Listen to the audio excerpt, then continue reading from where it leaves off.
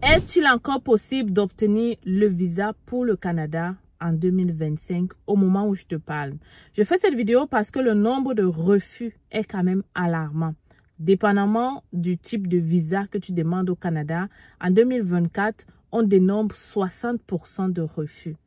Écoute cette vidéo, je vais te dire pourquoi il y a autant de refus et je vais aussi te dire qu'est-ce que tu peux faire pour, n'est-ce pas, changer cela. Écoute la vidéo jusqu'à la fin, je te reviens juste après le générique.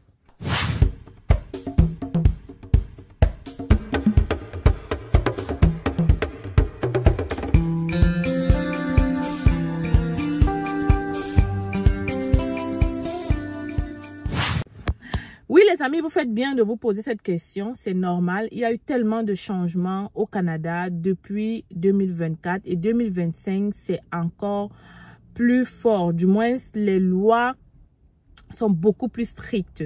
Et évidemment, on dénombre beaucoup plus de refus de visa. Je prends par exemple le cas du permis d'études. En 2024, on a 52% de refus de permis d'études. Pourtant, en 2023, on était dans les 38%. Si tu ne le savais pas, on a eu 2,3 millions de refus de visa au Canada en 2024. C'est quand même beaucoup. Et pour certains pays, les visiteurs dénombrent près de 60% de refus. C'est beaucoup. C'est beaucoup. C'est beaucoup. Et oui, quelles sont souvent les raisons de refus qui sont comme élaborées? Premièrement, on a les fonds insuffisants, surtout pour les étudiants. La plupart des refus, c'est raison, c'est les frais en fait. On va te dire du genre, les ressources sont insuffisantes.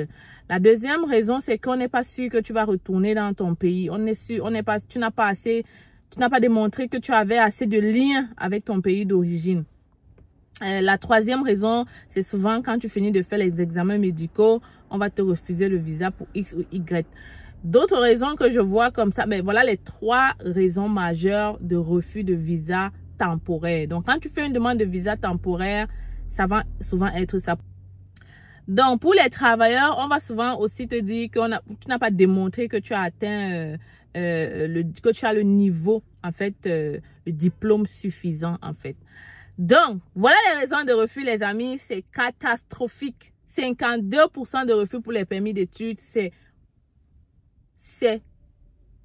beaucoup en fait. Maintenant, vous avez compris les raisons de refus. Ce que tu dois donc faire à ton niveau, c'est bien sûr bien monter ton dossier. Les étudiants là, on n'immigre plus au Canada comme étudiant si on n'a pas les moyens financiers. Tu immigres si et seulement si tu as de l'argent. En fait, c'est ce qu'ils veulent en fait. C'est pour ça qu'ils refusent beaucoup en donnant cette raison parce qu'ils se sont rendus compte que beaucoup d'étudiants sont entrés et maintenant, au lieu d'aller étudier, ils ont demandé l'asile ou alors ils ont demandé permis de travail directement. Ils ont fait beaucoup d'autres choses que étudier. Et les raisons, c'était surtout financières. Donc, ils étudient tout ça. L'immigration, ce sont des gens en arrière. Et c'est pas moi qui dis. Les gens qui vont venir écrire ici là pour dire que tel du fac, c'est parce que vous parlez beaucoup sur les réseaux. Vous croyez vraiment que ces gens-là ont le temps de naviguer à travers tout ce qui se passe sur les réseaux? Ils regardent les statistiques des gens qui sont entrés. Ils regardent les statistiques des gens qui sont restés à l'école. Parce que si vous ne le savez pas, les écoles fonctionnent avec l'immigration. Maintenant, en fait, avant, ce n'était pas le cas. Maintenant, oui. C'est pour ça qu'il y a beaucoup qu'on a même refusé parce qu'ils ont fait 1 an, ils sont pas allés à l'école. L'école envoie les rapports à l'immigration et la prochaine année, quand tu pars maintenant t'inscrire dans notre école, on te dit que non, l'année passée, tu faisais d'abord quoi? Est-ce que vous êtes au courant du rendez-vous de l'été? Tu n'es pas au courant. Sache que le 1er juin, c'est le rendez-vous que tu ne dois pas manquer. Le soleil est déjà là. Hein?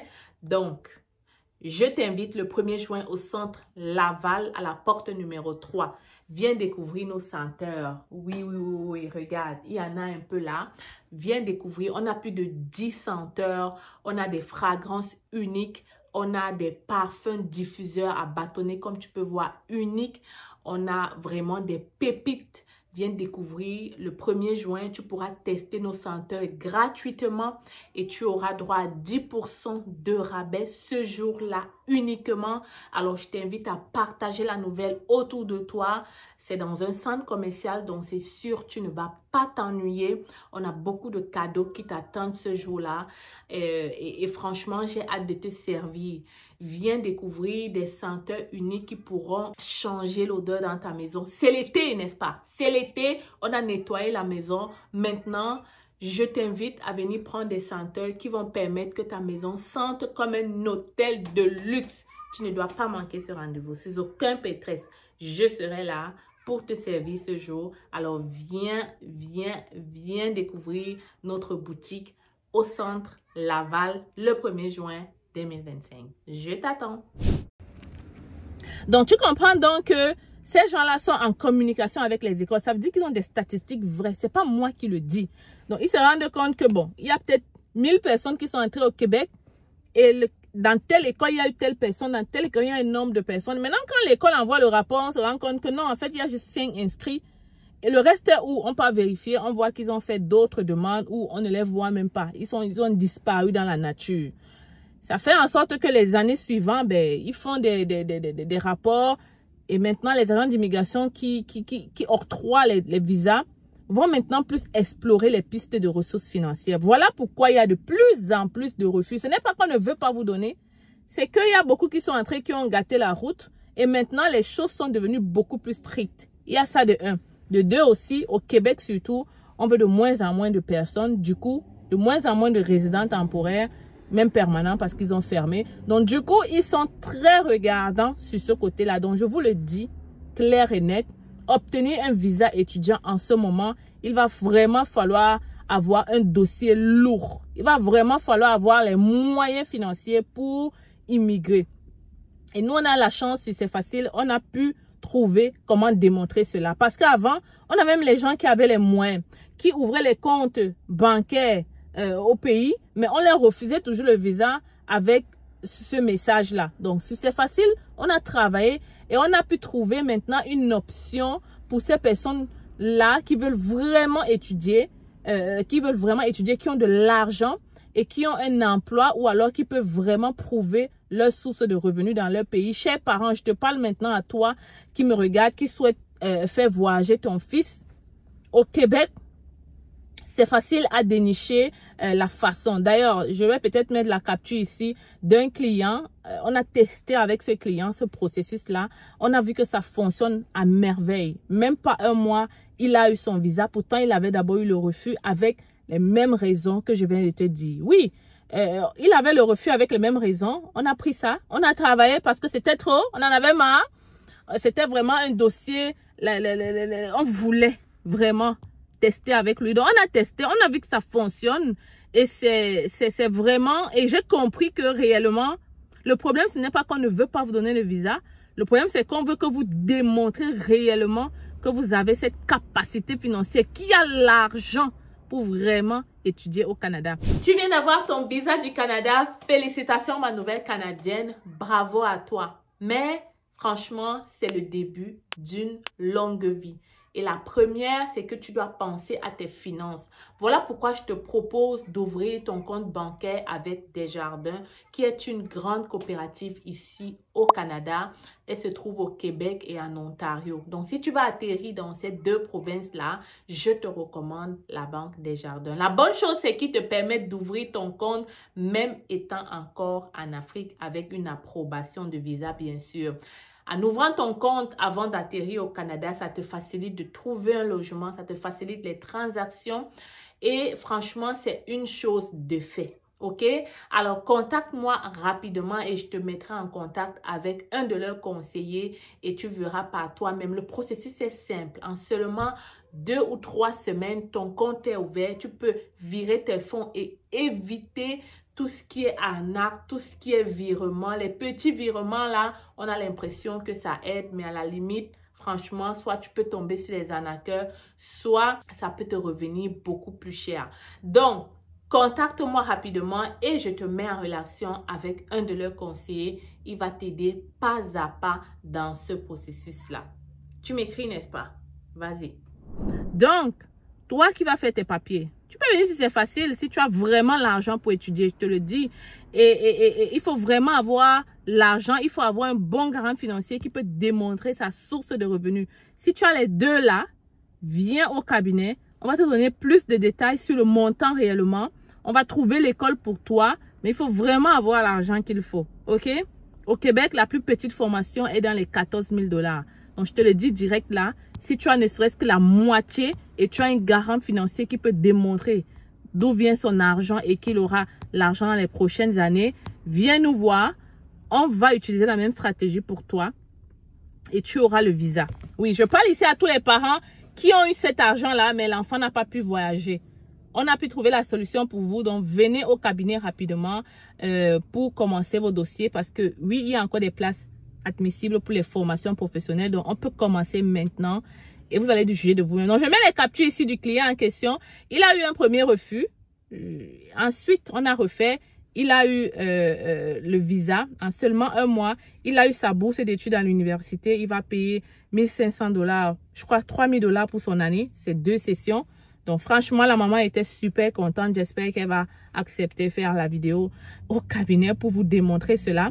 Mais en attendant, je vous le dis, je vous montre les preuves ici. Anyway, celui qui veut croire, croit. Celui qui ne veut pas croire, is your problem. Donc, voilà les amis, pour toi qui a fait ta demande aussi, qui a eu un refus, ne désespère pas. Il faut corriger. Tu as la chance que le Canada te dit pourquoi il t'a refusé le visa. Donc, va, corrige cela. Il faut avoir un dossier lourd, bien établi. Tu montres vraiment tes preuves financières.